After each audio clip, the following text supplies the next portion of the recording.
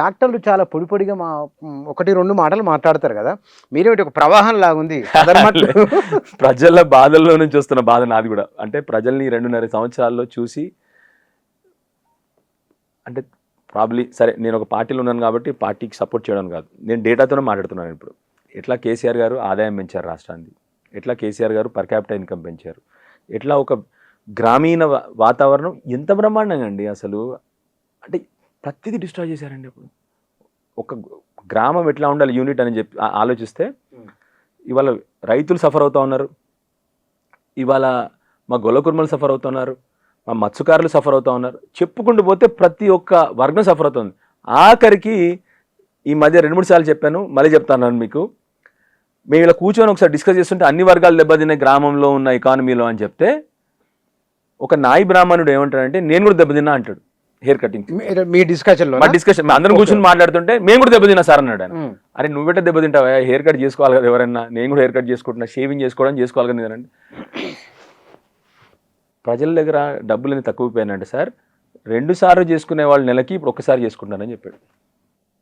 అంత పొదుపు ఆ పరిస్థితిలో ఉంది వాళ్ళ ఒక్కొక్క గ్రామీణ ఎకానమీ పరిస్థితి అట్లా ఉంది వాళ్ళ. 2 సార్లు చేసుకుని హెయిర్ కటింగ్ చేసుకునే వాళ్ళు నెలకు 1 సారి, షేవింగ్ చేసుకునే వాళ్ళు కూడా తగ్గించారు నెలకి 1 సారికి అట్లా అని చెప్పేసి. ఆ పరిస్థితిలో ఉందంటే మీరు ఆలోచించండి. నిజంగానే ఈ 2.5 ఏళ్ల కాలంలో అంత డిస్ట్రాయ్ అయిందా మీ పార్టీ వాళ్ళు చెప్తున్నది మీరు చెప్తున్నారు? అబ్సల్యూట్లీ అండి. అంటే ఇంత బ్రహ్మాండంగా ఉండేదంటే ఒక గ్రామీణ ఎకానమీ. వ్యవసాయం చేసుకునేవాడు అనుకుందాం మనం, కంపల్సరీ రైతు బంధు వస్తుంది కంపల్సరీ. కరోనా వచ్చిన 2 ఏళ్ళు కూడా కేసీఆర్ గారు అన్ని జీతాలు ఆపించారు, కానీ ఏ రోజు రైతు బంధు ఆపలే. ఆ రోజు యాక్చువల్లీ మీరు చూస్తే ఆ కరోనా కష్టకాలంలో దేశానికి తెలంగాణ అనుపూర్ణంగా ఉండింది. ఆ రోజు ఇక్కడ నుంచే మొత్తం రైస్ పోయింది. ఆ రోజు ఎక్కడ లేకుండింది, మన దగ్గర నుంచే ఆ రోజు మొత్తం వరి రైస్ ఇక్కడ నుంచి పోయింది మొత్తం. అప్పుడు ఆ టైంలో కూడా కేసీఆర్. సో ఆ కాన్ఫిడెన్స్ ప్రజల్లో, నాకు 2 సార్లు పంట డబ్బులు వస్తాయి, 2 సార్లు గ్యారంటీ. కేసీఆర్ గారు రాకముందు పంట కూడా ఒకటే పంట, ఇప్పుడు 2 పంటలు గ్యారంటీ అయిపోయినాయి. కేసీఆర్ వచ్చిన తర్వాత నీళ్ళు వస్తున్నాయి పుష్కలంగా అని చెప్పి అది. సో 4 సార్లు డబ్బులు వస్తాయి, నేను దీన్ని ఖర్చు పెట్టుకుంటాను గ్యారంటీ ఉండదు. ఇవాళ గ్యారంటీ లేదు కదా. ఈయన రైతు బంధు వేస్తాడా ఏడో తెలియదు ఎవరికి. 15 రోజుల్లో రైతు బంధు అంటారు అప్పుడప్పుడు. సరే ఈసారి ఒక్కసారి వేసారు, కానీ అంతకుముందు 3 సార్లు ఈ నెల రోజులు అయిపోద్దని చెప్పేసి వేయలేదు అసలు. సో కాన్ఫిడెన్స్ పోయింది ప్రజలు. ఇప్పుడు ఉదాహరణకి గొల్లకుర్మలు అన్నారు, 100 రోజుల్లో గొర్రెలు అన్నారు, ఇప్పటివరకు ఒక గొర్రె లేదు.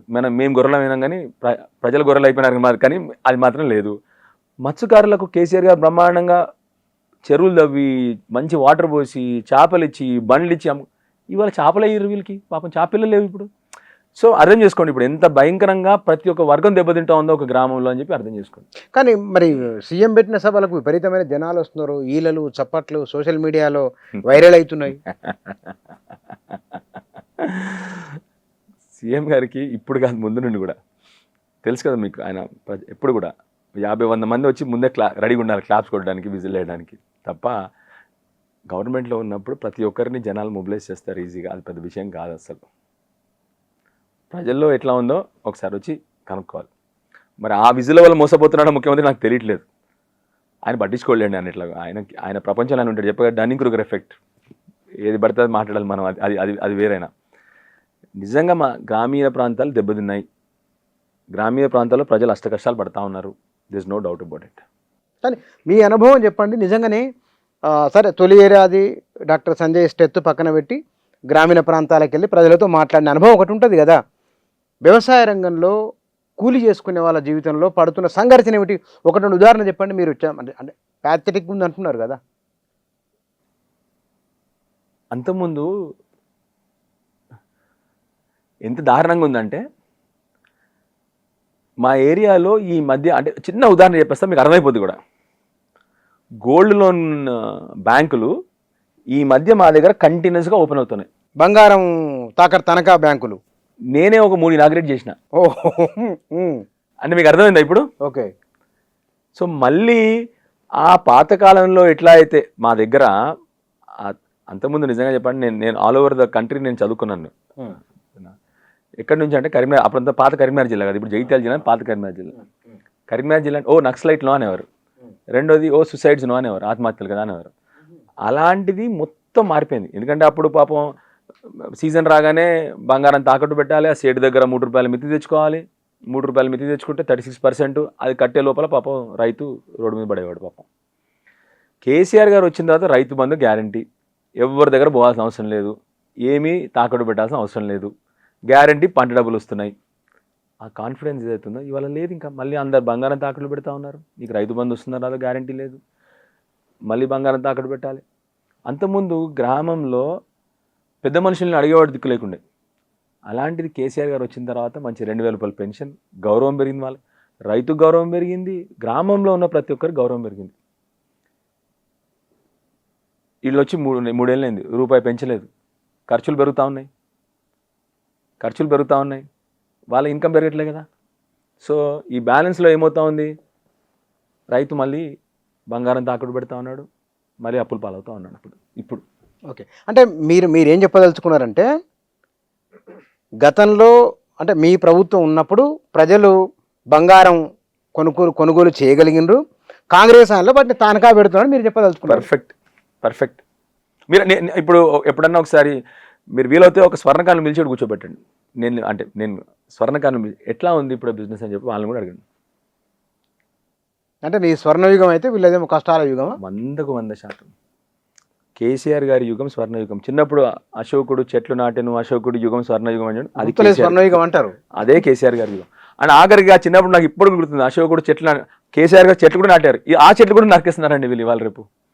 We are the highest in the country కదా ఫర్ గ్రీన్ కవర్ ఇంక్రీజ్లో, అది కూడా చేయలేకపోతున్నారు వీళ్ళు. కానీ ఇన్ని చేసిన తర్వాత మరి ఎందుకు కేసీఆర్ పట్ల వ్యతిరేకత వచ్చి ప్రజలు ఓడించినట్లు కారణం ఏంది? ఆ రివ్యూ చేసుకున్నారా? 2-3 కారణాలు ఉన్నాయి. అంటే వీళ్ళు ఒకటి ఓవర్ ప్రామిస్ చేశారు. వీళ్ళు ఎవరు? కాంగ్రెస్. ఓకే, ఓవర్ ప్రామిస్ చేశారు. రెండోది లోకల్లో ఫ్యాక్టర్స్లో యాంటీ ఇన్కంబెన్సీ వచ్చింది బుచ్చాను, దాన్ని మనం అసెస్ చేసుకోలేకపోయాము దాన్ని. ఓకే, దాన్ని అంటే లోకల్గా ఎమ్మెల్యేలు కూడా అన్ని బాగానే అవుతున్నాయని వాళ్ళు అనుకున్నారు, కానీ ఎక్కడ పొరపాటు జరిగిందో అని అందరూ అసెస్ చేసుకోవాలి. సెల్ఫ్ అసెస్మెంట్ చేసుకోలేదు అనిపిస్తుంది నాకు. Most important self assessment.